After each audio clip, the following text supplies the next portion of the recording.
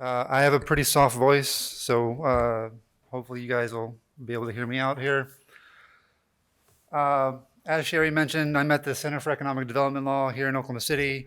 If you don't know me, you probably know Dan or Leslie Batchelor. They're my bosses, or were my bosses before I was made partner.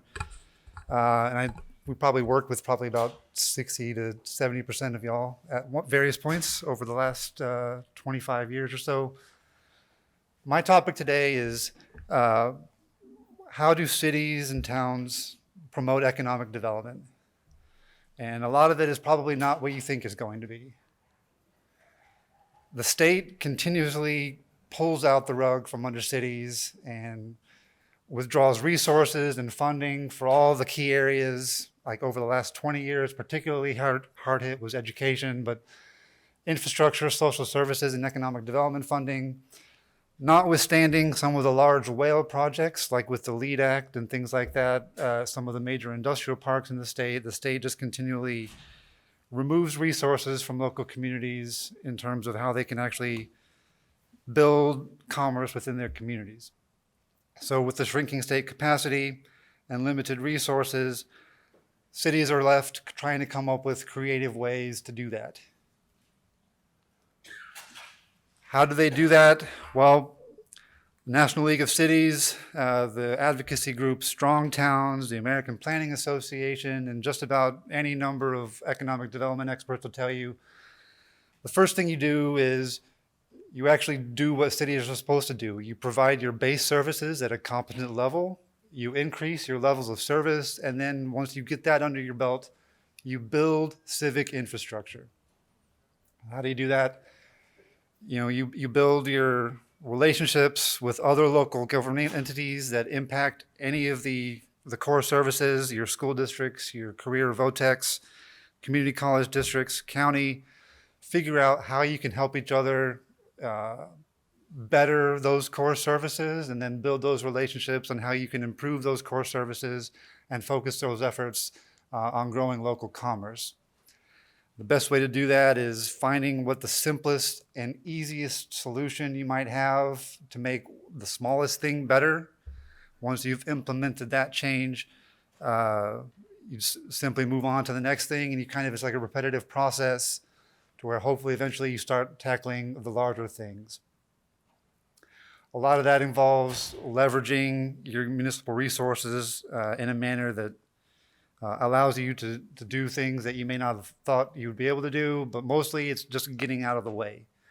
So you want to promote your local citizens, the ability for them to grow independent of government direct involvement.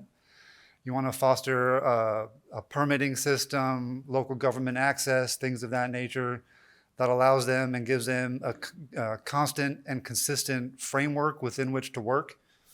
And you don't want to get bogged down by a lot of petty political bickering that a lot of times happens in cities, including the city that I serve as city attorney of the village. So don't fear change. That's the biggest political issue I always run across, is people are afraid that a new project or a new employer, things that are outside the scope of those general services are going to change the community's way of life. Change is inevitable. It's going to happen whether the community wants it to happen or not. So embrace that, and then see if you can focus that change into an avenue that best serves the city's interests, and then remove barriers for any kind of new ideas. If you don't know where to begin in any of that, I, in a former life, was a city planner in Texas for 5 years before I went to law school. Planning is your friend. And it doesn't necessarily have to be around land use and real estate development related issues, any kind of planning. You have special area or sector plan. You have a general community strategy, specific economic development strategies and policies. The biggest thing that communities often need to attract economic development prospects is better capital improvements planning. And a lot of that has to do with things that are not necessarily what you would think of as economic development. Most people think of economic development as, we're giving a direct money incentive to some project to come locate here. And that sometimes is necessary, but most of the time what they need is a, increased water treatment capacity. They need a new road, they need a bridge, things of that nature. And those kinds of things, if you're keeping up with a capital improvements plan and leveraging your resources, either through a general obligation bond or other kind of revenue bond offerings to regularly keep up your existing infrastructure and build more infrastructure to accommodate your planned growth, a lot of those things will take care of themselves. But then also things that might increase your level of service in other areas, making the place a more attractive place to live. Phrase that you often see is retail follows rooftops, and you want to increase the amount of your rooftops. You want to make it an attractive place to live for your residents. If you make it an attractive place to live, your population will likely start growing, and businesses will see that in their economic forecasting, and they'll want to locate there with or without any other kind of private incentives. And then for areas that have been hit hard by other issues, Oklahoma City has urban renewal program that's been in implementation stages since the 60s, centered a lot on the northeast side of town. Areas that may have been hit hard by some economic calamity in the past. How do you remedy blight and redevelop areas that might be bringing the rest of your community down? As you're starting these planning processes and have strategy concerns in doing that, you're trying to figure out, first of all, what are you trying to achieve? What's your ultimate end goal? What kind of community do you want to be? How are you going to accomplish those goals? Why isn't your goal happening already?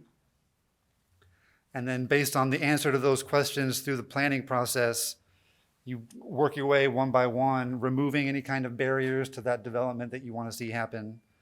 Prioritize what development sites you may have in your communities, and then you create policies and programs that hopefully will attract new investment.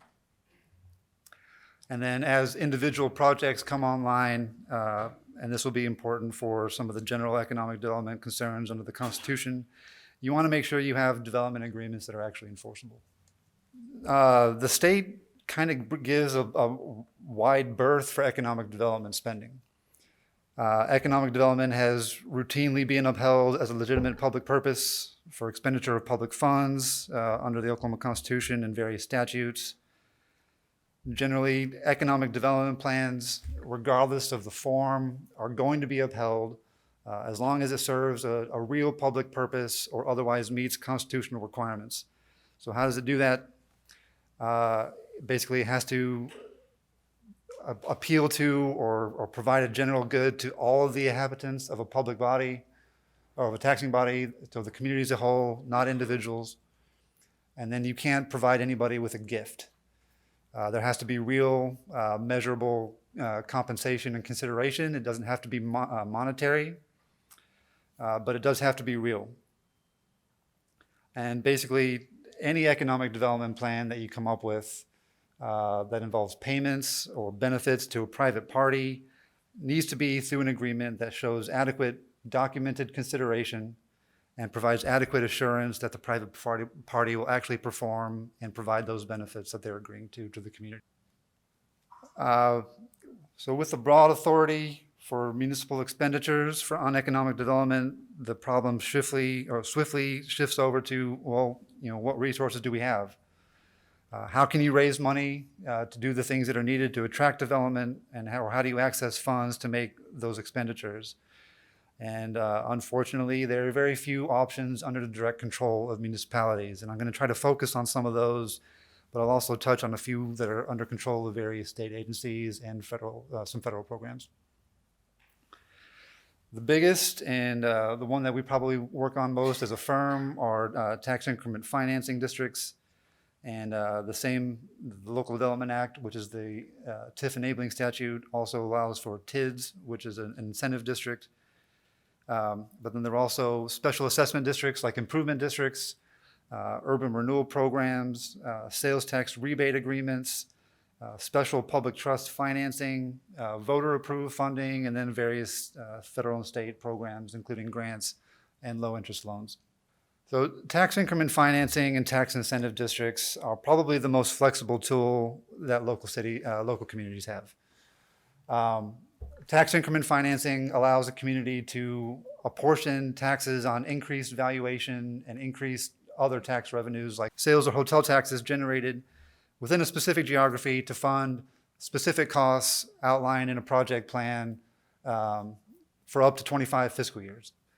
And tax incentive districts are basically an abatement or incentive from taxes for a period of up to 5 years. They both kind of go through the same enactment process, and they're subject to the same law, but this is kind of an example of how TIF works specifically. So if a community adopts a TIF district, the county assessor has 90 days to go and establish the base value of the geography that's listed as the increment district. And once they set that tax base, all the taxes, all the ad valorem taxes on that valuation continues to be distributed under the regular ad valorem statutes.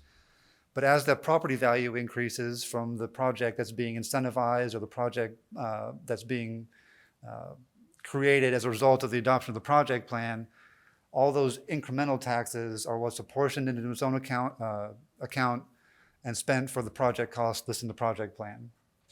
Once all those project costs have been paid off, or at the earlier of the expiration of 25 years or whatever amount of years your project plan sets out for the TIF district, or the payment of all those listed costs, all that new revenue, all that new value gets added back to the tax rolls and gets distributed to the taxing entities the way it normally would have. There's specific, everybody likes to hear, how many of you have heard of the phrase "but for" when you use for TIF districts?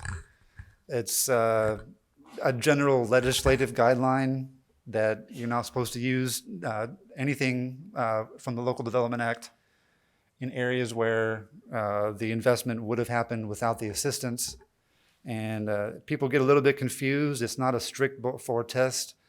The statute sets out to where you can use these tools if development is going to be difficult but can happen with the use of these tools. So it's a difficult but possible test instead of a strict but-for test.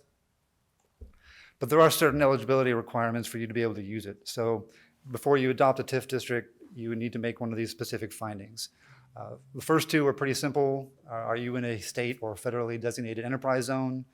That's really easy. You just go to the Department of Commerce website, look at their updated map, and see if you're in a current or grandfathered enterprise zone. The second one is if you have property that you want to have incentivized within a national or state historic registry, and you have appropriate preservation-based land use controls governing that property. I personally have never worked on a project that uses that as a eligibility criteria, but I think Bartlesville may have at some point in time. The last one, and this is the one where we see a little bit more need for some analysis done and some data gathering, is that it has to be shown to be a reinvestment area, which doesn't have to be blighted under Oklahoma's Urban Renewal Act, but if there are certain factors that might possibly lead to a blighting designation in the future, or if the area is in need of some significant public improvements in order to attract substantial new investment, you can make a finding that it's a reinvestment area under the statute, and that also would qualify you. Areas within a TIF district or an incentive district are subject to certain area restrictions as well. So you can't have more than 25% of your municipal land area within a district, and that's measured from that base assessed value when you create the district. So, if you have a project that comes online that generates the increment, and that eventually, when it goes on the tax rolls, will be more than 25%, you should be okay. Also, there are certain limits on the assessed value itself. If you're in a smaller community, you can go up to 35%. There's a typo on my slide there, apologize for that. If you're more than 50,000 in population, it's 25% of the net assessed value. And then it also can't be any more than 25% of the net assessed value with any affected school district. So what does the project plan do? So there's a miscommunication or a misunderstanding with a lot of our clients who, when we first come on board, and they think that if you adopt a project plan, the developer or the project's automatically going to get that money. That's not the case. The developer or the private project only gets money through an approved development agreement. So what the project plan does is essentially like, it's the constitution for the district. It sets out the geography, and there's really two kinds of geography you need to be aware of. The district itself, and that's the area where you're either generating increment or you're assigning an abatement value to it. And then there's what's called the project area, and that's the sometimes broader area where you plan on expending those revenues. So the project plan also describes what the project is. You know, are we going to be building public improvements, public works projects? Are we promoting a particular private investment that's going to have a public benefit? And then it provides an estimate of what the anticipated public revenues are going to be. It sets the specific amount and categories for authorized project costs. And project costs are given a very wide definition. It could be, you know, capital costs for public works or improvements, financing costs, real estate assembly costs, costs for professional services that might be needed, direct administrative costs for your employees' time, organizational costs, you know, for example, economic or environmental impact studies, publication of public notices for the hearings that are required, fees for bond guarantees or letters of credit for whatever financing might be needed to build the improvements that you'd be wanting to build under the project plan. All or portions of other taxing entities' capital costs. For example, if you have a major employer coming to a rural community that could potentially add a lot more, you know, students based on the number of new employees coming to the local school district, you can apply some of those revenues to as a specific revenue source, or have direct capital costs to build like a new elementary school, things of that nature. That's all listed in the project plan as project costs. Relocation costs to the extent that they might be required by state or federal law. Reimbursement of any other kind of advanced funding that the municipality might put into the project. For example, in Edmond, one of our clients, they're blessed with a good revenue situation, but for their downtown TIF, they've been able to apply some of their existing economic development funds for various projects, and then over time, as those projects come online and the TIF generates revenue, they can reimburse themselves for some of those initial advances. And then the big one that we usually see is assistance in development financing, and that's that direct subsidy to a private developer or a private project. Again, subject to being part of an enforceable development agreement. The approval process usually takes, if you have all your ducks in a row anyway, takes between 60 and 90 days. You know, developers always want it done in like, you know, a month, and that never happens, especially if there's any kind of political pushback or if you don't have any of the other taxing jurisdictions on board. So how it works is basically at the outset, when you're initially considering a project plan, your governing body will adopt what's called a resolution of intent that formally declares your intent to consider a project plan under the Local Development Act and the creation of a possible incentive district or increment district. That same resolution appoints a statutory review committee. The review committee is made up of a representative of the governing body who serves as its chair, a representative of your planning commission, a representative from every taxing entity whose taxes are going to be impacted. So if you're considering an ad valorem TIF, that's, you know, the school district, your career tech, things of that nature. And if it's a sales tax only TIF, that's a lot of times only going to be the city. And then those review committee members who represent the taxing entities select 3 members to represent the public at large from a list of 7 names that the review committee's chairman provides, at least one of whom is supposed to be reasonably interpreted to be a representative of the community's business community. That review committee reviews the project plan draft, makes a finding as to the eligibility under those eligibility criteria we talked about, and then it makes a recommendation about whether they think the project plan is a good project plan and should be adopted or not. It's a recommendation only. The governing body, if it's a negative recommendation from the review committee, can actually still approve a project plan, but then it would have to be by a 3/5 supermajority.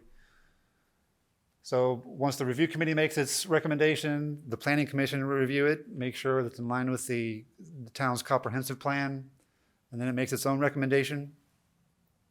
And then the municipality provides 2 public hearings with some advanced, at least 14 days published notice. The two hearings have to be at least a week apart, right? Technically more than 7 days, so more than 1 week apart. The first meeting is basically providing an overview of the project plan. It a lot of times involves the same kind of presentation that you will have provided to the review committee in the review. And then people can ask questions about how it works, and then gather their thoughts, and then make their best arguments at the second public hearing about why they think, the general public thinks, that the project plan should be adopted or not. Once those project plan hearings have finalized, the municipality considers an ordinance either approving or not approving the project plan, and then actually effectuating the TIF district. If they approve the ordinance, they notify the assessor, the tax commission, and the Department of Commerce that they created it, and then that kicks off the 90-day window for the assessor to actually set that base assessment. This is kind of getting into a different area. So if you have a sales tax TIF district within an enterprise zone, or one that will reasonably be anticipated to impact an enterprise zone, there are some additional state matching funds that might be available for your project. If you have an incentive district as part of your project plan that includes a sales tax exemption or a sales tax abatement, the entity that's receiving that abatement itself can apply for state local matching payments up to $200,000 a year based on the amount of that abatement. And if you have an increment district where the municipality is collecting sales tax increment to use towards project costs, based on the Department of Commerce's calculation of the state's net revenue benefits for that project to the state, it will either reimburse at that net benefit rate or the amount of the sales taxes that the local community is actually foregoing as increment revenue. The process for this, there's a long drawn-out application process. It's not that long, but it does require, and like the biggest expense in preparing this project plan, the application for a Leverage Act payment is you have to have an economic development impact study that provides Commerce enough information to be able to make that revenue calculation about what their actual net benefit rate is going to be. We're standing in a project, and the Omni Hotel is one of the things that also utilize the Leverage Act for some of their financing costs. Oklahoma City's done it 4 or 5 times, if I'm not mistaken, Kenny. Tulsa has used it a couple times. Lawton, I believe, used it for one of their downtown redevelopment projects back in the day. And then it's kind of unusual and unheard of, largely because a lot of the TIF districts that are in the state aren't necessarily in enterprise zones, so they're not eligible. And a lot of communities don't have the funds or availability or the know-how to actually go through with the actual economic impact study and submission to Commerce for that. Unless anybody has any questions about TIF districts, I'm going to go on to improvement districts, which is basically a special assessment district. One of the few, if only, special assessment districts that the state puts squarely in the hands of municipalities to actually implement. So a special assessment district is basically a voluntarily imposed limited geography tax or pilot payment to fund a set of agreed upon public improvements within that improvement district, where those improvements confer a particular and specific benefit on that district property. Then cover a wide array of costs, kind of similar to a project plan under the Local Development Act, but streetscape, landscape improvements, off-street parking facilities, maintenance or cleaning services, shuttle services, marketing services, infrastructure construction. Some communities, I think Tulsa may have used it to help partially construct One Oak Field. So anything that you can reasonably and equitably say confers a special benefit on some particular property, and you can get those property owners to agree to a special levy, you can enact an improvement district. Once adopted, the municipality will assess costs for those improvements on an annual basis based on an assessment that's an equitable assessment of each parcel's specific benefit. Those assessments can be, a lot of times for street improvements and public infrastructure. It's on like a per linear foot frontage basis. Oklahoma City's downtown bid uses a combination of that and square footage of the adjacent building. because they use some of it to help fund their underground tunnel network. So the process for creating an improvement district is basically you have a petition that you can start circulating amongst the property owners that shows what the specific proposed improvements you're proposing to be assessed against the benefited property, a description of what the nature of those improvements are, and the general area where you think the benefits will be conferred, and then a proposed method of assessment based on the benefit calculations. And then you have to get that petition signed by a majority of owners within the proposed district. That petition, if you're successful in getting those signatures, is supplied to your municipal clerk, and then they would confirm that it meets those legal requirements, and then they direct the city engineer to prepare a report that describes the general terms of the property that are going to be included in the district, and put together an assessment plat that shows the maximum benefit estimated for each assessed parcel based on that equitable basis, and then the total cost and preliminary plans for the proposed improvements. After receipt of both the petition and the engineer's report, there will be 2 public hearings. The first one about the creation of the assessment district itself, and the second one on the specific assessment role. And then once those hearings have concluded, on an annual basis, the municipality will levy assessments based on that assessment role. And for any unpaid amounts, the city is entitled to a lien that's co-equal with ad valorem liens in priority. And then on an annual basis, you reapply that assessment role. Urban renewal is more of a tool for redevelopment than it is for economic development. But so often, if you have a blighted area in your community, that really drags down some of your economic development prospects. And a lot of times those blighted properties are some of your prime development sites. So Dan Batchelor, the founder of our firm, has been the Oklahoma City Urban Renewal Authority General Counsel since its inception in the early 60s. And but if you have an area that's you can designate blighted, and there's a very long process for how you designate your area blighted, and there's a long list of specific criteria and specific factual findings you're required to make to declare a blighted area. So every city in the state has an urban renewal authority under the urban renewal law. That urban renewal authority really can't exercise any power or jurisdiction and doesn't meet until the local governing body makes a finding that there are blighted areas that require urban renewal. And that's usually by a resolution at the very front end. And then they direct that, they appoint commissioners to the urban renewal body, and the urban renewal commissioners direct preparation of an urban renewal plan that makes the findings of blight for that area, establishes a plan for remedying that blight using all the various tools in the Urban Renewal Act, which can include additional expanded eminent domain powers and potential additional redevelopment regulations, and sets out a plan for how to work through the redevelopment program in conjunction with all of the city's other existing development efforts. And then they provide that urban renewal plan after additional hearings. Everything requires a hearing. Hearing processes, and then the governing body will actually formally adopt the urban renewal plan and then direct the urban renewal authority commissioners to actually go through and implement the plan. I don't want to spend a whole lot of time on this because it's a long and complicated process, and it doesn't really work for a lot of areas. But if you have an area where that you have an area that's blighted, it may not even be an area where there's a lot of existing structures that would be blighted, that might be subject to a bunch of code violations and things like that. You may have a platted subdivision that was never really fully developed, and it's been 40 years. So you have 600 parcels that have varied ownerships and multiple generations of property owners who may have originally purchased those lots may have passed away. So you have a whole bunch of properties with clouded title. This gives you an avenue to go in and clean up the ownership and acquire that property and replat that property. Things of that nature as well.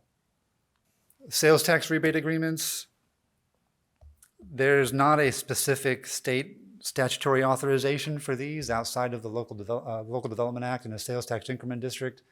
But there was an AG opinion in 2010 that kind of used a lot of the broad economic development authorizations for state expenditures and said that Basically, since economic development is a legitimate public purpose and expenditure of state tax revenue, cities can use those resources, assuming they're not dedicated to other purposes, to provide an abatement subject to annual appropriation for projects that they think have a legitimate public purpose. So, in order to ensure that that economic development purpose behind the expenditure is not just an arbitrary, capricious gift, it needs to be subject to a development agreement that has adequate consideration and reasonable obligations on the developer and performance assurances to make sure that the actual benefits happen. And then, again, in order to make sure you fall within the annual appropriation requirements in Article 10, Section 26, any rebate itself needs to be subject to annual appropriation in your appropriate agreements. Public trust financing, there's a whole lot we could talk about here, but the bulk of these conversations are best left to discussions with your financial advisors and bond counsel. So basically, public trust can finance certain economic development project costs through whatever revenue sources they may have. They can also enter into lease or leaseback, sale, leaseback, interest rate swaps, or other transactions. It really is going to depend on what revenue and funding they have available. And really, should be, talk to your bond counsel, talk to your financial advisor. A lot of times those can be used in conjunction with some of the other sources that we talked about, especially with TIF. If your project plan, if you have a TIF district and your project plan has one of your public trusts as the primary implementing body, this can give them some broad authorization to issue revenue bonds backed by that TIF revenue. Sometimes that TIF-backed bond can also be backed by a guarantee through an improvement district. Basically, for that improvement district would assess those property owners whatever deficiencies in increment revenue might be needed to make those bond payments. Things of that nature. Like I said, I highly encourage you to talk to your financial advisors and bond counsels about potential public trust financing options. Voter-approved funding. This is where you're going to get probably the biggest revenue sources for a lot of your communities. First of all, if you don't have a general obligation bond program in your community, your capital improvements plan is likely severely underfunded. Capital projects are very expensive. They're very expensive to maintain, let alone building new projects. And if you're not taking advantage of one of the very few areas where municipalities can actually access that ad valorem taxation to pay those costs, you are obligating your other sales tax or general revenues where they need not be. And at least in the village, one of our primary complaints we get from citizens is, there are potholes, there's no sidewalks, our parks are crappy. What can we do to build new facilities to actually accommodate an increased level of service? So in the village in particular, adopted a general obligation bond program for the first time in its history about 6 years ago, and we've been using it to resurface all of our streets, build sidewalks where they don't exist, and completely refurbish all of our parks. And surprisingly got it passed with over 66% of the vote. And frankly, at a very modest increase in millage rate. Other potential voter-approved funding sources, you could have special purpose sales taxes. The same election in the village where they approved the general obligation bond program, there was a separate initiative for an economic development sales tax, very modest 0.5%. And so the city has some additional money for capital expenses related to economic development. You can also adopt lodging taxes for tourism and various other purposes. But these kinds of revenues, because they'll apply citywide and not be dependent on what a developer actually builds, like some of the increment districts and things like that, this is where you'll get your largest source of revenues that you can apply towards all those planning things that we talked about in like the very first part of my presentation to increase your general level of service and free up other revenues to spend on these other, not necessarily pet projects, but community benefit projects that increase commerce. So in addition to kind of transitioning away from things that might be under municipal control or municipal voter control, Um, there are a wide variety of federal and state grant and loan programs that might be worth exploring further. Most all of them require some kind of a local match in terms of funding sources. I highly encourage all of you to reach out to your local MPO or regional council of governments, because a lot of times they'll have the resources, or they'll be the actual implementing bodies for those programs. And they keep track of new opportunities as they come up from the state legislature and the federal government. So some of these, FEMA has a BRIC grant, which provides some hazard planning and mitigation funding. RAISE and TIGER grants go through USDOT or ODOT. Same thing with the infra grants. The Department of Environmental Quality's Brownfields Revolving Loan Fund is actually super useful if you have any areas that have some serious environmental contamination. That might be a good redevelopment sites. 5 minutes. Okay. PACE financing, which is a local statutory creation, and it's usually headed up by counties, but counties will adopt a PACE program that basically allows for limited, it's like a miniature assessment district. It's like a miniature assessment district for specific energy efficiency improvements. And then community development block grants. If you're an entitlement community, which is basically if you're a primary city in a metropolitan statistical area, or you're a non-primary city but you have a population over 500 or over 50,000, you get a direct allocation from HUD for projects that can increase your commerce and help low-income residents. If you're in a smaller community, you can access those funds through the Oklahoma Department of Commerce. Applications are usually open annually, and basically you have to identify a timeline for construction of improvements, identify who's going to be benefited for those, provide a project budget, and provide any kind of other information that might be needed to show you're following one of the CDBG eligible activities. Other state programs, and I don't have a slide on it, but there are other federal programs through USDA. I think there was a gentleman from USDA here yesterday. I don't know if he's here again today. That might have some financing sources available for anything from housing to new infrastructure, anything related to rural development. They're a good source to reach out to, but also reach out to your regional representative at Commerce. All these listed.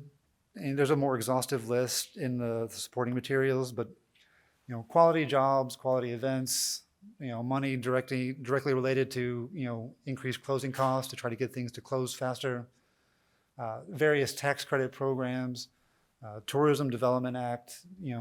Reach out to Commerce; they'll be able to hook you guys up with those resources, and they'll partner with you guys to help land, especially if you have a larger scale employer coming in. Finally, Commerce, thankfully, puts together and publishes annually basically a comprehensive guide to state business incentive and taxes. And that includes a general description, and they keep up with legislative updates on local community incentives as well. So they'll include increment districts and improvement districts and things like that. I provided a link in the materials.